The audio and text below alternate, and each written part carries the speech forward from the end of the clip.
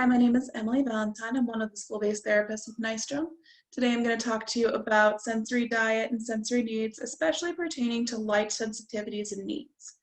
So, light encompasses anything that your eyes take in. If that's texture, if that is light, if that is color, if that is contrast, all of those things are part of the input that light gives.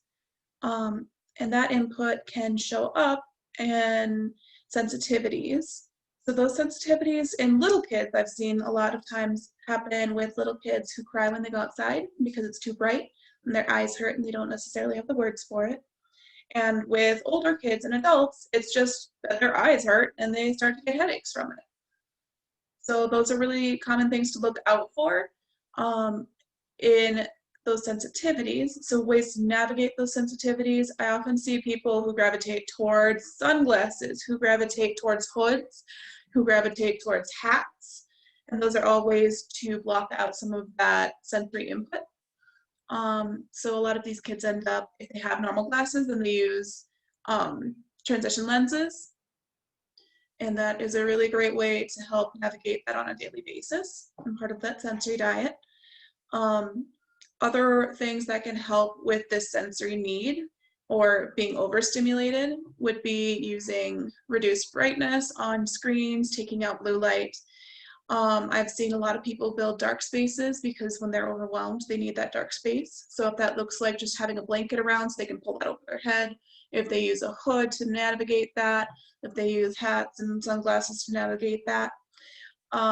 This is a great way to de-escalate when a kid is feeling really overwhelmed, is to give them that dark space.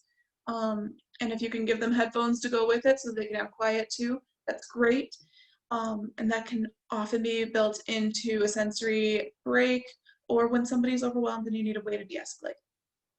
So different ways that you can get more input for those kids who need more or for those adults who need more. I see lots of people use mazes, things they can follow with their eyes and they need to figure out where things go. That's a great game. That's a great way for them to take that sensory break in a quiet way. I see lots of people who love lava lamps. So things that morph and change like that. Kaleidoscopes. I see lots of, especially my younger kids, they like light up toys or those neon lights that come on some toys and they use those and they flash them or they play with flashlights. And that's all part of those light needs and the light sensory needs. So those are ways you can build those into a sensory diet would be to use mazes, lava lamps, light toys. You can also build in dark spaces to sensory diet. You can use turning off the lights as a way to de-escalate in general. You can work with kids on navigating what that looks like if they're feeling really overwhelmed, to use that blanket to block out the light, and that's a great way to navigate it. So that is light sensory needs. Those are the ways to build it into the sensory diet, and I'll talk to you guys next time. Thanks.